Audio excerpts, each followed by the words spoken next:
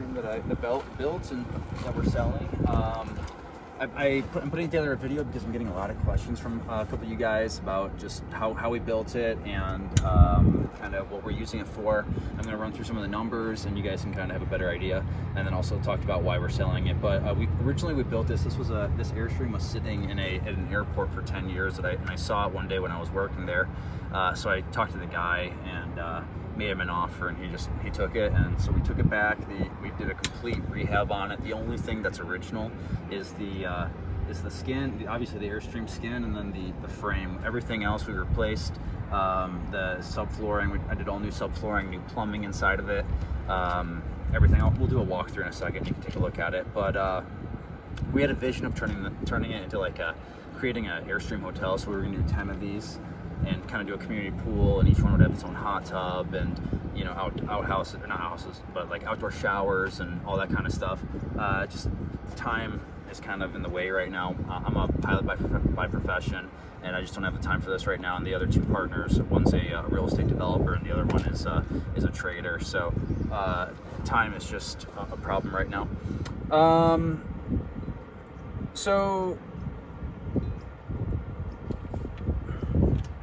Okay, anyway, so I'll talk about the rehabbing this. We kind of, during the process, we learned that that rehabbing an Airstream is not like rehabbing a house.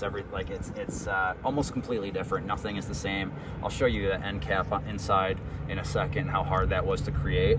But it took about, we started this project in 2009. We bought it in 2018, or maybe the beginning of 19, and started. It took about 3 times longer and about 3 times more money than we originally anticipated. It took about a year of construction to complete when we thought it was gonna be like a 4-month project. And to date, we're well over $100,000 into this project. So it was a lot more, about 3 times more expensive than we thought it was gonna take as well. After we finished it into the end of like 2020, well, we finished like 80% of it at the end of 2020. It sat for a year and a half before we brought it out to Arizona, and I found a spot for it. It's been rented out for about a year and a half now. But the Airstreams, they're not impossible to work on, but there's a big learning curve when you're working on them. So when we built this, we built it with knowing that we were going to use it for Airbnb. So we took out all the basics RV systems. There's no holding tanks. It's got a tankless hot water heater that's run on propane. That's the only thing that runs on propane in this still. It does have a standard RV air conditioner, which is a air conditioner and heat pump. Does a great job of cooling it. In the summer, no issues there. And then we create, for heat, we have radiant electric baseboard heat, which I'll show you in a second. And then it plugs into a standard 50 amp outlet. It takes less than an outlet, 50 amp connection, RV connection. It runs on about 50 amps. I have a 125 amp panel in there, so that you can expand if you want, but we did it on 50 amps just because that's the standard hookups, what they are. So in 2020, from March of 2022 to 2023, we did about 24,000 in revenue. We used a marketing company called Red Awning. I wouldn't recommend them, but what they are is like a company that advertises on Airbnb, VRBO, Expedia, Kayak, all these different platforms, but they have all these back channel fees that they don't talk about when you first sign up. They take a 10% commission, and then Airbnb has on top of that has back channel fees that they're going to charge for renting it through Red Awning, and so they don't really talk about that, but you end up paying all these different fees. Just to give you an example of this, for 2 nights on the Red Awning website, in September of 2023, it was $314 with all the taxes, fees, and cleaning fees included.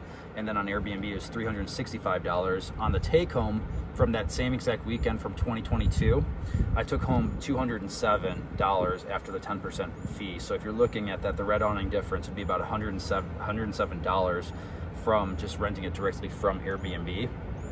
24% of that was commission, 8% was a credit card fee, and then the 80 of that was just miscellaneous other fees. So what the customer paid $365 for on Airbnb, I only walked away with $207. So from that perspective, I would probably just, if I were to keep this, I would just put it on Airbnb directly, because more than 50% of the bookings come from Airbnb.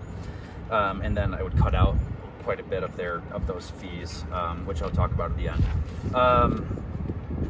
It was about a 35% difference. So, you know, on the $24,000 in revenue, I would imagine it would make about anywhere from 30 to 34,000 in revenue if in this location, which is off the beaten track. We're about 30 miles north of Tucson.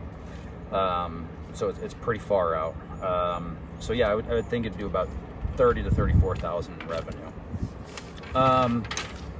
Also, the other thing too is, so the nightly fee on this, we've charged about $70 to $165 per night, depending on if it's peak season or not. In peak season, I'd say the average is closer to $130, $140 a night, and then at like peak, like during the Gem and Mineral Show, we're charging $165 to around $170 about.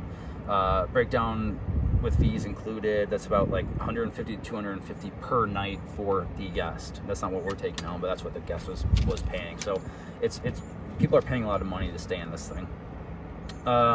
If I were to improve this property, like for example, I don't own this, so I'm not going to make any improvements. We were going to put like a $8,000 deck on this, and then we were going to run a all new electrical in here so that we could get a hot tub and whatnot. We're totally maxed out in electricity here. This isn't my property, so it's not worth it for me to do that. If I were to buy a property, I would definitely make those investments, but I could increase the rent on this by probably about $25 to $30 a night, especially in peak season. That would be including doing like a hot tub, different landscaping, decorations, and just some other stuff. So cutting out the back channel fees, I think like I said, I think we could do an additional $4,000 in revenue, and then doing other value added, it'd be about $4,000 to $5,000 a year. You know, like I said, bring it to like 30, 34,000 in revenue in this location. If you were in a more ideal location like downtown Tucson, or I mean, really anywhere Phoenix, you'd probably be bringing in close to anywhere from like 35 to 50,000 if I had to guess. But anyhow, let's go inside. I'll show you guys.